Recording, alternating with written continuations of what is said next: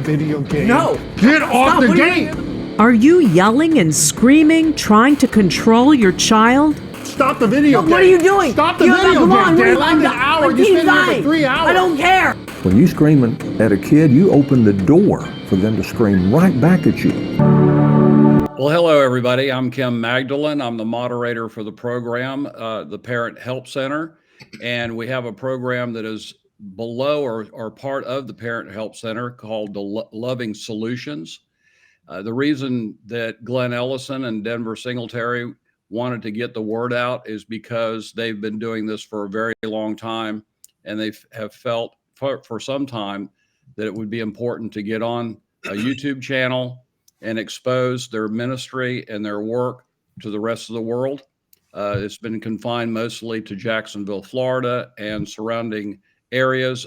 Many kids have come from all across the country to the program, the Parent Help Center, through the years, but we want to be able to expand it elsewhere. And we're hoping that by as much prayer as we can get out there, we're hoping to help other families, many other families, in dealing with difficult children. You saw a video a few moments ago, the outcome of a young child who became an older child and became almost entirely unmanageable. We would love to show you the rest of the clip. It takes a little bit more time. We may be able to do that later, but actually it turns out pretty rough for these parents. So our guest today is the founder of the Parent Help Center, Glenn Ellison, who founded it over 23 years ago, almost going on 24 years, and his camp director, who's been with the program now for 15 years, Denver Singletary. So Glenn, let me give you some background with Glenn. He has been working with children in this fashion, but mostly parents, and you'll find out more about that as we go into the program, for the last 23 years. That's a long time. And that gives him a tremendous amount of a tremendous advantage in helping parents deal with difficult kids. And he's also a veteran as far as the Marine Corps is concerned. He's a Marine.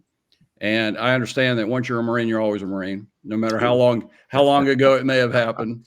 Yeah, there you go. And also, he's a veteran of the NFL. He played football in another century a few years back for the Oakland Raiders, as I recall. So he has some background there too. As a matter of fact, I've spent some time with him out on just out on a field playing around. And I ran into him one time, and I thought I ran into a tree. So pretty tough dude. And we also have Denver Singletary, who has actually some tremendous experience in the world of dealing with parents and kids. It starts with 9 children of his own. Okay, so, and he has successfully waded through that process and raised some pretty cool kids, as well as now he's helping out with the grandkids. But Denver's been around for about 15 years now with the Parent Help Center and helping parents deal with kids similar to the one you saw in that video. And we're trying to help kids at a younger age. Loving Solutions is a program that starts younger. We have found, or Denver and Glenn have found, that if they can head it off early, then they don't have to head it off later. And hopefully you won't have to see the kind of situation you saw in that video. So Glenn, Denver, welcome to the program. We're looking forward to it. Well, good. Now we've got a major series here going on, or a good series here going on. We're not going to leave you with just the idea of trying to help children or help parents with children. We're going to help you with the idea of making sure that you have a process that makes that work. And to help us through that, Glenn wrote a book, and I've got it all tabbed up here so I can talk about it properly. But he wrote a book here called Tackling Life's Challenges, and it's all about the subject of dealing with difficult children and helping the parents accomplish that. Glenn, give us an introduction to your book real quick. Well, it took me 23 years to put it together because it's all tried and proven. It's something that I don't hope will work. I don't think it will work. I absolutely know if step by step, one thing will happen without a doubt. Peace will come into that parent. And as that peace emulates out of themselves into their kids, the whole family enjoys being parents again. And that's what we're trying to do, make parenting enjoyable again, not a nightmare like we saw in that video. How many kids? Describe the Parent Help Center a little bit. So Absolutely.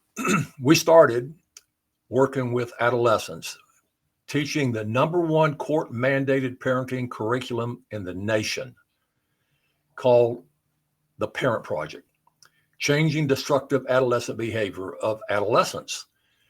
Today, our focus has moved to Loving Solutions, which is for kids 5 to 10 years of age, the parents of those kids. We believe, without a doubt, when parents know how to communicate with these kids, they're not going to have to deal with what we saw in that video to begin this conversation. The screaming, the yelling, and the arguing has to go away. But if that's your habit, if that's what you do, it's very difficult to change it. So what we're trying to do with Loving Solutions is get ahead of the war that is coming. And we know it's coming. It used to be middle school. Today, it is an elementary school or before. Our kids are out of control. So we want to empower parents with the tools they need before they have to go to war. That's the purpose of this YouTube call, program, everything, to reach more young parents, to keep them from going into a nightmare situation when this kid's 13 to 17 years of age. Denver, what did you have as a young parent when you had your first kid? What did you have as far as a manual was concerned as to how to raise a child? Well, first of all, Kim, that's a very good question. I certainly used, Glenn asked that question at a breakfast meeting one day, and I pulled out my Bible and I put it on the table. And I said, the Bible tells us that man should not live by bread alone, but by every word that proceeds out of the mouth of God. And I've taken the initiative because I believe every word of God is true, every single word, every jot and tittle. And I put it into action in my family. And I've had success with that because God said I would have success according to the scriptures. And I just appreciate that process, what the gospel teaches us on how we should parent, how we should train our children. It's basic grassroots parenting, how we should do it. And that's what we bring to the table now with our organization, the Parent Help Center, which we're hoping parents with younger kids will come and tap this resource to be able to help them through the process of their early years of parenting. That way they don't end up with the destructive adolescent behavior that we've been dealing with for the last 15 years, and Glenn for the last 23 years. Mm-hmm. So Kim, can I say something before we go any further? Sure. By now, everybody's figured out we're people of faith. When I saw Denver with his kids, all of them, I was amazed at how orderly, how respectful, squared away these kids were. And I asked him, I said, Denver, have you read my book? He said, I've read the book. And I said, okay. Now, as men of faith, we're not going to do anything to hurt anybody.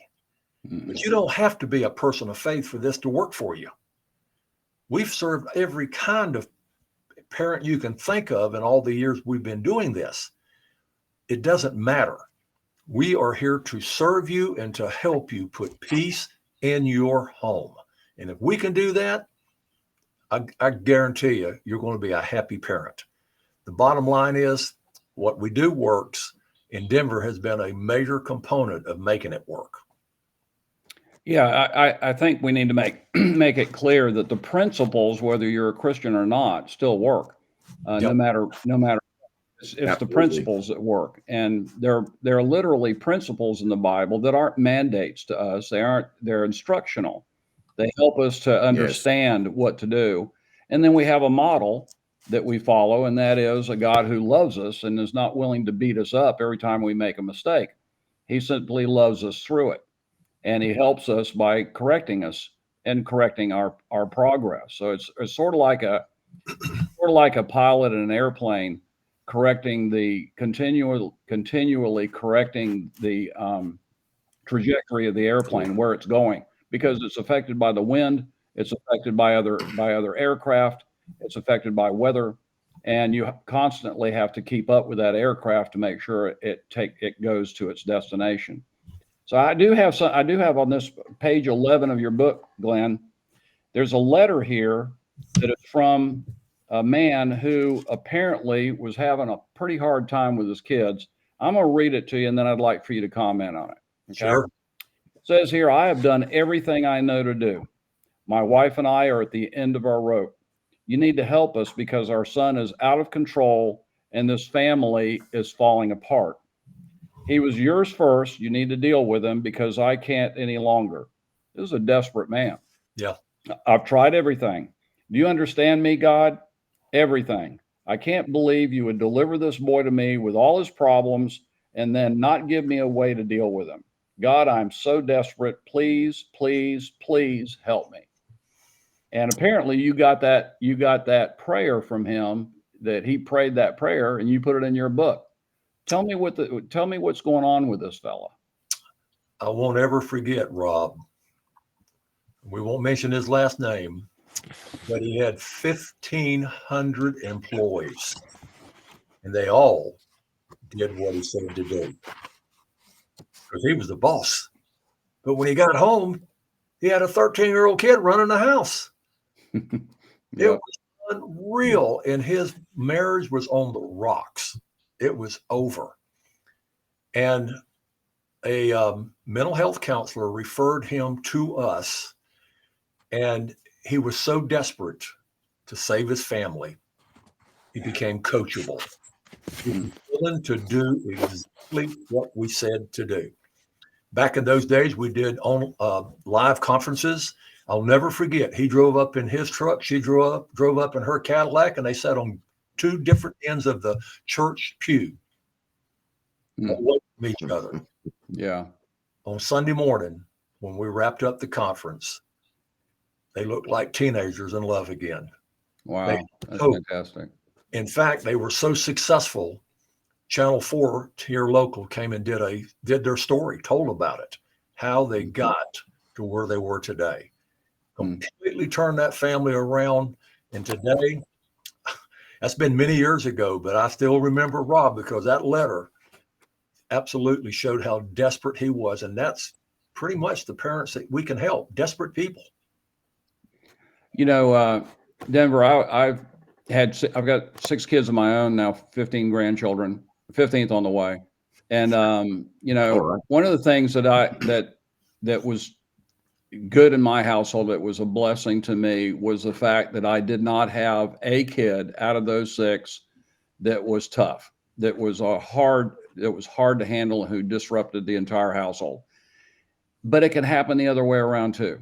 You can have 3 wonderful, sweet, just loving kids, and you got one of them who's going to tear the house up, you know, and you don't know which one it's going to be. You don't even know if it's going to happen. But when you have one, it's a tough thing. I've seen folks in restaurants trying to handle a little kid. I've seen them in grocery stores where they're taking things off the shelves and causing a ruckus and saying no. And we're talking about 4 and 5-year-old children.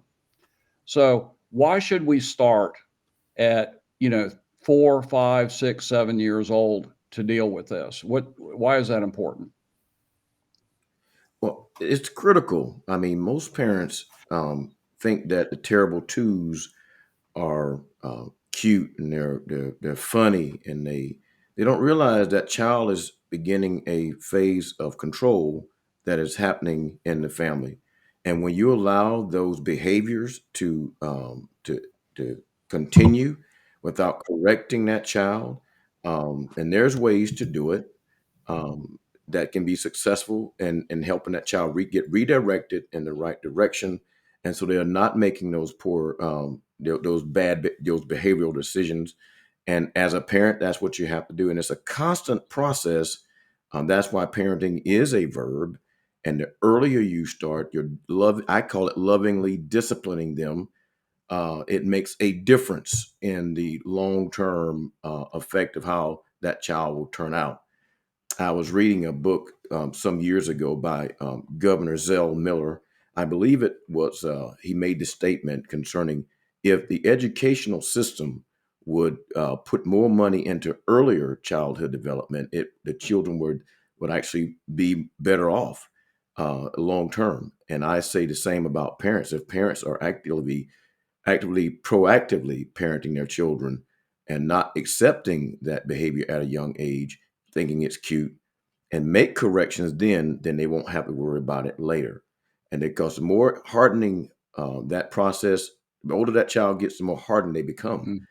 And that behavior will be settled in for the long term. And that's when those parents who have 12, 13, 14-year-old kids, they seek us out for help after they have not done the early stages of the lovingly disciplining them. And that's why Loving Solutions is such a viable tool for young parents. Glenn, isn't it important for parents to understand that it's not a matter of whether they're a bad parent or not? It's just a matter of a lack of education on how to deal with this. Absolutely, Kim. I've said it from the very beginning. We do not work with bad parents. We work with good parents who have good kids making bad choices. The bottom line is, if we knew what to do, none of us would be here today. Mm-hmm. We didn't have a book. This is absolutely the book every parent should bring home from the hospital with. Mm-hmm. It starts from the terrible two stomping that foot saying, you can't make me. They may not even be able to say it, but their actions are saying it. And so if we get to these young parents and give them the tools to change that behavior early enough, we can change middle school, elementary forever. I believe that. That's great. That's great. I'm looking forward to seeing a lot of that. Okay. In your book, page 1, the keys to this transformation are patience, consistency, and the willingness to learn and grow along with our children. Grow along with our children. It's a formula. It's sort of like a recipe. You know, if you're going to make, and I watch my wife. I can't fry eggs, but my wife's a great cook. And I do know that if she misses an ingredient in the recipe, then it's going to turn out to be some kind of monster. You know, it just doesn't taste as good. It's not the same thing. So parenting, in my opinion, is just like that. If you leave out certain elements of it, or not aware of certain elements, or, you know, when you were playing football, I'll just use this. When you were playing football, and I understand you were a running back, you're a fullback, wasn't there a particular formula as to what you were supposed to do when you were handed the ball, and you were expected to execute that formula exactly the way you were told? Absolutely. That's why we practiced and practiced and practiced and practiced until it became rote. When the play was called, we knew exactly what to do, where to go, when to turn. And that's what new parents need to learn as well. We're going to teach them how to change unwanted behavior and never even lose your temper. Because when you're dealing with a child this young, all you got to do is tell them what you want them to do, show them how to do it, and then hold them accountable. These little youngins are nothing but sponges. Now's the time to train up a child in the way they should go, not an adolescent. You said something. You said you had 3 little parts there. The first 2, I believe every parent is doing. The third one is holding them accountable. And that's what I see very often in public when I notice parents having trouble with some young children, is that the child doesn't appear to have any accountability. It's sort of like, I'm going to count to 3, and then they count to 3, it ain't working. And they got to count to 3 again, you know, things like that. And the kid understands, they're going to count to 3 forever here. I can do this all I want to. So Denver, let me ask you, It says here on page 5, parenting is a journey that can sometimes feel like sailing uncharted waters. What does that mean? Sailing uncharted waters. Well, I mean, the children were born. They say they didn't come with a manual, instruction manual, and I can agree. It's a difficult process. This is why I sought out the scriptures early to see what I needed to do, and pray for wisdom to be able to navigate the process.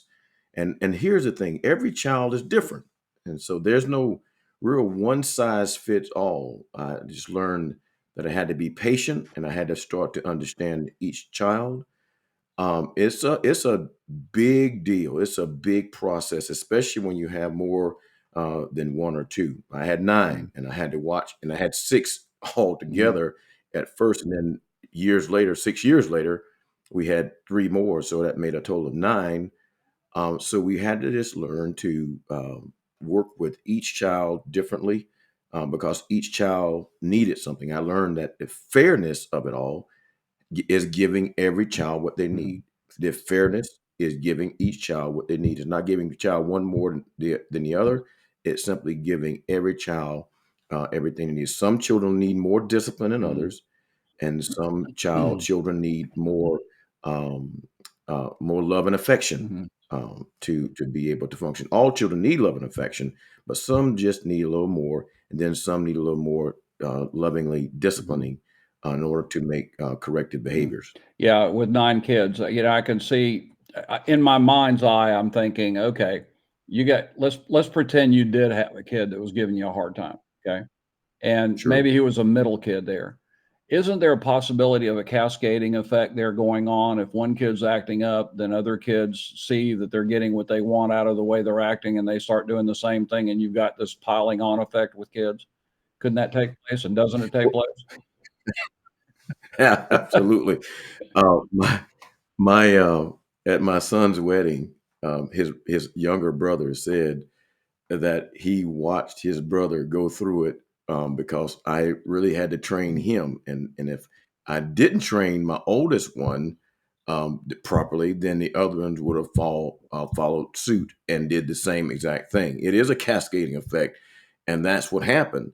And I wanted a positive cascading effect rather than a negative overarching cascading effect because they look at my oldest son as the example of the things to do and what not to do because I trained him. And I told him when he got older, I said, son, I'm going to be a little harder on you. And I said, it's necessary for everybody else coming behind you to understand that certain things they're just not going to be able to get away with, and we try to apply the same basic tenets and principles and within each child's life. And like I said, there are certain children who needed more discipline than others, and then there's some just needed a good stern talking to and love and affection. And like I said, I want to stress that I cannot stress it enough. Each child need to know and that they're loved. They need to hear it from you, and they need to see it modeled in how you manage them.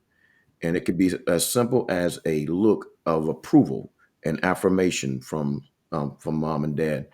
But Kim, once I've seen that most parents they get to a point where they're just angry. They're angry in life, and Glenn wrote a portion in the book about the self-care. When you don't take care of yourself, that's a critical element in raising children because you're not alone in doing this. You're not just you. You got your life has to be a reflection of what you want your children to be. If you're angry, they're going to be angry. If you argue, they're going to argue. So self-care from the amount of food, sleep, all these things that you need as a parent needs to be exhibited in you so the children can emulate that as well. Yeah, it's it seems very complicated. Yes, Glenn, go ahead. Denver hit on something that is critical to our parenting plan, and that is the foundation for all behavioral change is unconditional love and affection. That's where we start. And parents come to us, particularly dealing with adolescents. They are so angry at these kids. They can hardly forgive them. So we start focusing on going home tonight and telling that kid, I love you. And the kids, some kids just freeze up. They hadn't heard it. They haven't felt it in so long, but Yeah. they have to see a changed parent. That's our motto, by the way. Changed parents will see changed kids.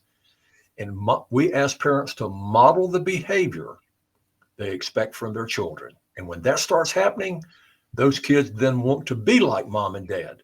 Remember in the old days when kids would say, well, what do you want to be when you grow up? Well, my daddy's a teacher. I want to be a teacher. My mom's a nurse. They don't want to be nothing like mom and dad anymore. Right.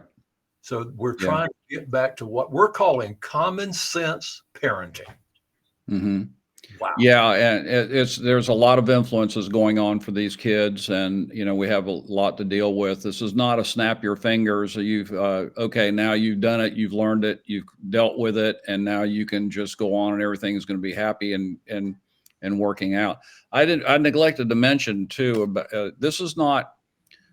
this program is not happening in a vacuum. You guys have not only your own backgrounds, but you're also working from a position of strength here, because this program has worked across the country for many other people. You're not the only ones who are running this type of program. You're just ones who are taking it in the direction that you're taking it, making it a national solution. Yes. And I didn't say about Denver was that he has a master's degree in marriage and family mental health. So it's not like he's just some off the wall parent that we picked up and said, oh, you did a great job, then we're going to use you as our model. That he actually has a lot of training and background in mental health and dealing with families. So I just wanted to bring that up because I think it's important. Now, I do have a little bit of something that is interesting to me, and that is I have a son and daughter who have 3 children. The first child is a very quiet, sort of matter of fact, studies everything, never gets into any trouble, just a sweet girl. And then you got this little pistol, this little 5-year-old, little firecracker in the middle. And then you got a brand new boy who is about 1-year-old, who's he's like the perfect baby. He's just amazing. He just lays in your lap and coos and just enjoys life, but this pistol in between, I saw her the other night at church. She was on the floor, doing some coloring and acting up a little bit, and mom snapped her fingers and she piped up and realized mom's on me. So it's something that you got to keep up with on a regular basis. Is that correct, Denver? Absolutely. It is a very consistent process of parenting. When you think that you got it all together, and then you slack off, and that's when it becomes the perfect storm that happens in your life. You've really got to stay persistent and consistent in everything you doing as a parent. It's always watching, paying attention, and training them, teaching them every second of. My wife was be at home. That's what she did, a whole lot of training of our children, and mannerisms, doing chores, things around the house that needed to be done. And so none of our children are lazy. We make sure of that because we make them work. We make them do and earn there's discipline through work. And so, you got to be consistent. So we have, you have single parents who come to you for help. You may have a single mom who has a job, and, she has a latchkey kid that comes home in the afternoon a little bit later on. And of course, we're talking about really young kids here. So that's not the case here, but they are in daycare until, 5 o'clock, 6 o'clock, 6:30 in the evening, till mom picks them up, that she drops them off at 7 in the morning. She can't help it. She has to make a living. Sure. And she's got a difficult kid. He acts up in daycare. He acts up, throughout the day, maybe in kindergarten or in first grade. She's having trouble with her at school, things like that. He's bothering other children. He's disobedient. He's disruptive in the classroom. Can you help a single mom who's dealing with those issues? Kim, that's perhaps about 60 or 7% of our organization clientele that comes to us are single moms. Mm-hmm. And we, especially when they're raising boys who are tough and girls who are very tough, they certainly when they come to us, we come alongside them and support them um, in every way possible. We have gone as far as going to people's houses when needed. The sheriff's office here in Jacksonville knows what we do. And I've had a parent call, I've had the deputy sheriff call me and say, "Is these one of your parents?" And I say, "Yes, sir." He said, "Well, I'm going to leave this situation alone and y'all can handle it." Yes, sir. And that's what we want. Our goal is to keep our children out of prison, to keep them out of the hospital and keep them out of jail. So yeah, it's absolutely critical what we do. Glenn, yeah, go ahead. A prime example of a single mom going to school, college, and working with a 5-year-old and a 7-year-old. And the 5-year-old, nobody in Orange Park, Florida wanted that kid in daycare. Nobody. Yeah. Well, they came and got trained by us. And you would not believe the testimony of the single mom, the grandmother, and the daycare, who now thinks he's a joy to have around. Now, he's still a kid, and kids always make bad choices, but he's obedient, he's respectful, and he knows you mess up, there's going to be consequences. And I'm telling you, it was a huge wake-up call for this mother, because she was desperate. And, if you happen to go pick up your little boy, jobs get real hard to hang on to when you're spending all the time trying to take care of your baby. Yeah. Well, I've been to your to some of your programs, and I remember watching the behavior of the parents while you were handling the kids. You and Denver were handling the kids, and then the parents were going through classes on the parenting side. And I can see in their faces the emotions that are going through, and I felt like the emotions are myriad. They're embarrassed, they're angry, they're not sure of themselves. They're not sure this is supposed to work. They're having to change their behavior toward their children, and they feel like it's being unloving to be firm. And they're going through a lot to deal with because they just don't know. And it's an honest problem. They weren't raised, they were raised probably, and it's just in the same fashion. And, it just goes on. And, if you're raised in a loving household with no problems, then you think, well, this is the way you raise kids, because I'm not going to have any problems with them. They're going to be fine. Then you got this one who's going to, break your back, break your neck. And it happens. Okay. So it happens, and that's the way it is. Now, what are we going to do about it? Page 6 of your book, Glenn. But why are these strategies transformative? It says these strategies are transformative because they change the game. They shift your perspective from reactive to proactive mindset. Instead of putting out fires, you'll be preventing them. Yeah. Tell us what you mean by that. Well, as a military person, I know for a fact you cannot win a war responding to it. You have to get to the high ground, put a strategy together to win the battle, and fight. So we teach parents how to be proactive in their approach to changing unwanted behavior instead of responding. Every time a kid messes up, you're screaming and yelling at them. That does not change behavior. In fact, the kid, he knows he can push enough buttons and he'll get you so upset and so frustrated, you'll leave him alone and let him do what he wants to do. So proactive parenting is way better than reactive parenting. Well, you got the factor of, okay, I've noticed something at a parent.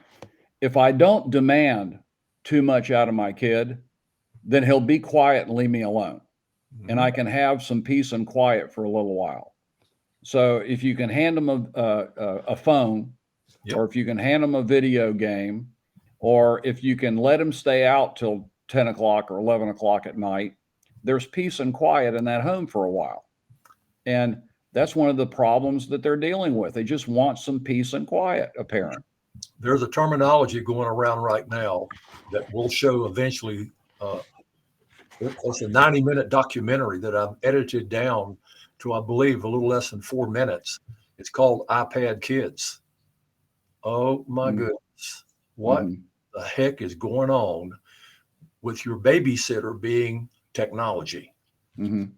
It's scary. It really is. Yeah. Those are some of the things. And speaking of proactive, we've got success stories of parents who have lived this nightmare and came out on top by being proactive, by having a parenting plan.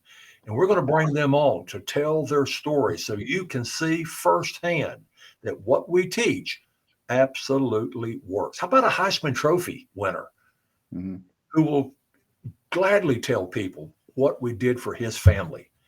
Or how about the man with 1,500 employees?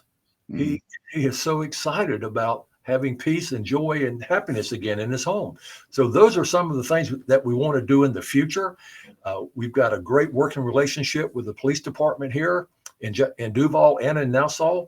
Officers can come in and talk about drug prevention and what's going on in our community. We just want to make this channel so exciting and so rewarding for good parents that they say, hey, I want to see this every time they come out with a new show. Yep.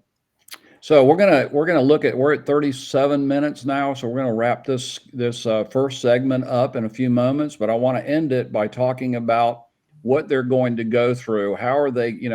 What's the process for a parent who says, "Hey, look, I don't know whether this is going to work or not for me. I don't know if it's a good idea, but I hope it'll work. I have hope." Well, hope's okay to start with. So because of that, let's go ahead and take a look at the chapters that are in here. And I'm going to read through them just briefly. There, let's see, I think there are 8 chapters in the program that we'll be doing videos on. So first, we have a chapter that dives deep into the art of communication to your kids so that they will listen. So Denver, give me a brief description of what I just read. Learn how to talk to your kids so that they'll listen. Well, first of all, before you go to have a conversation, a tough conversation, you can't have that when everyone is all up in arms. You have to have a calm and wait for the right time to have these conversations of teaching, training, and so we found that children, they don't listen very well in the heat of a battle. They're emotionally unstable.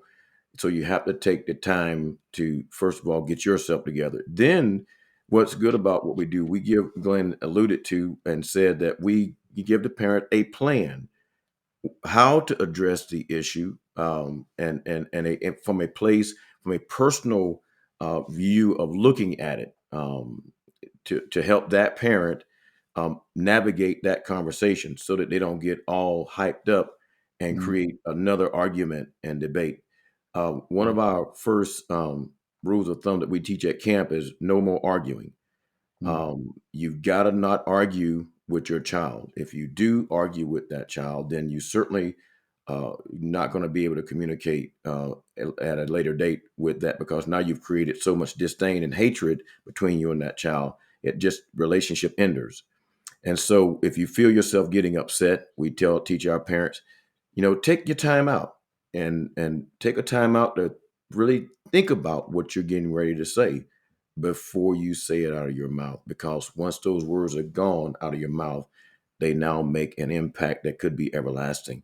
So it's very important that when communicating, make sure you're in the right frame of mind, and you have a plan of what you're going to talk about. Even this past weekend at camp, we had a parent just simply write down the things that he needed to say to their child so that there will be no misunderstanding with that in that conversation.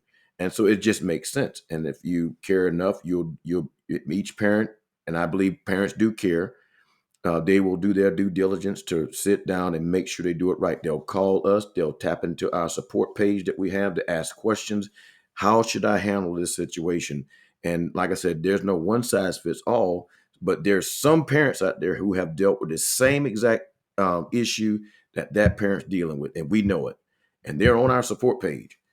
From kids who are using drugs, from kids who are sexting and having all type of inappropriate behaviors online. So yeah, it's to communicate effectively. It starts with the parent first, being able to navigate that conversation.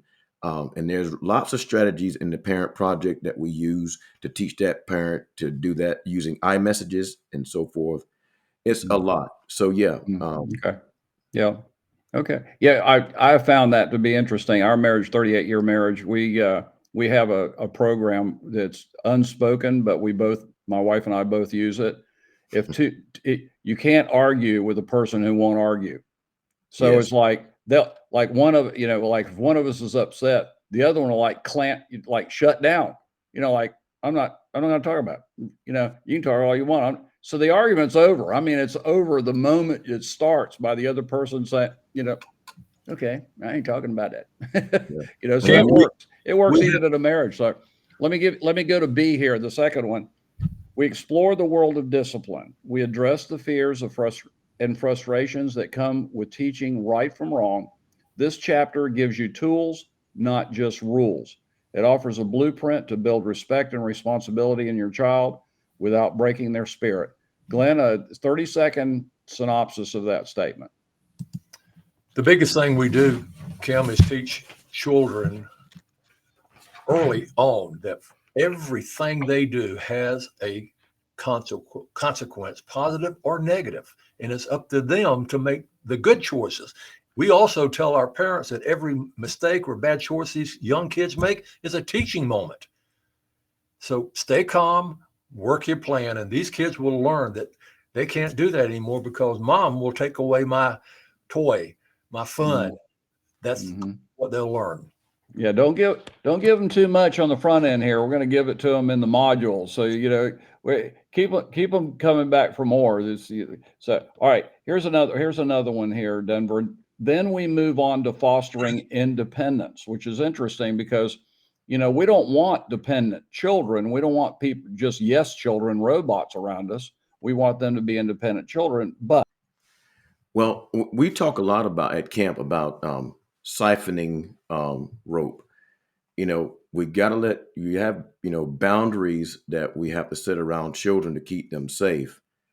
And then as they grow, in each phase of growth, we have to siphon the rope to allow them space to make decisions, to give them autonomy to be able to fail. I'd hate to say that word, but sometimes it happens, so they can grow in the early stages of their life.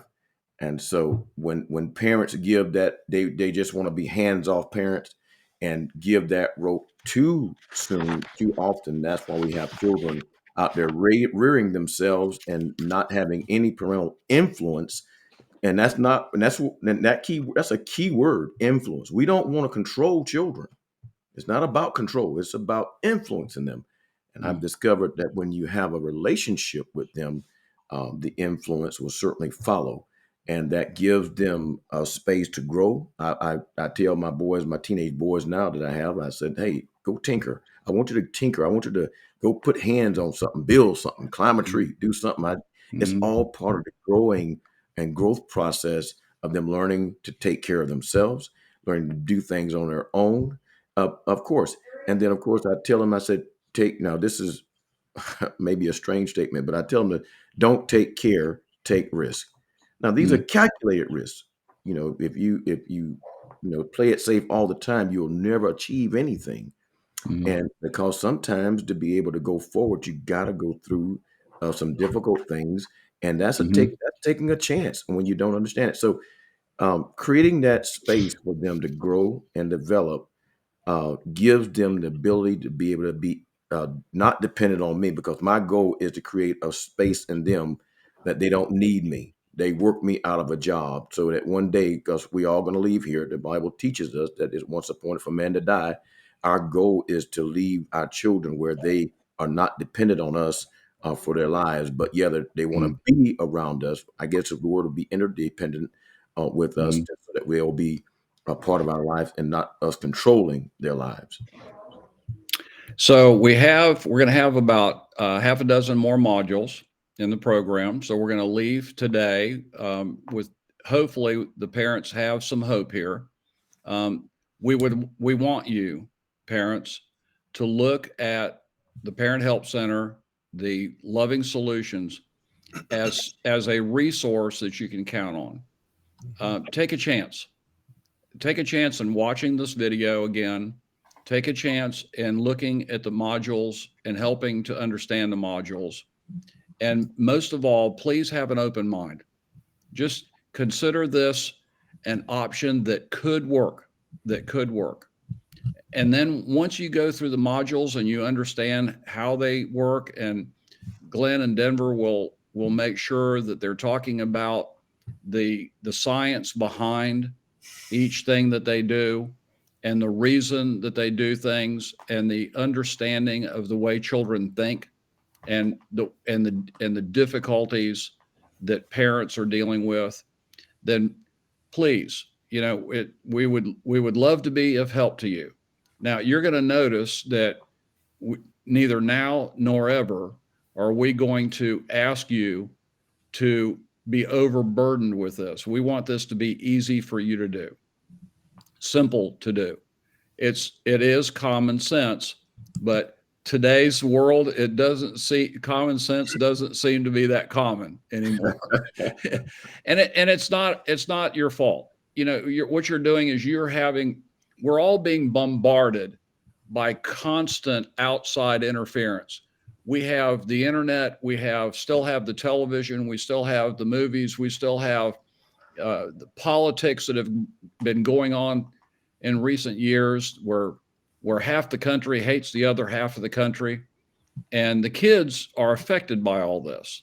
And then they hand it down to other kids. Your kids go to school with other children, and they're affected by all these things. And they come home and you wonder, wait a minute, my kid this morning went to school, and he's a cool kid. Comes home, and what happened? It's almost transformative overnight. It could have been something the teacher said.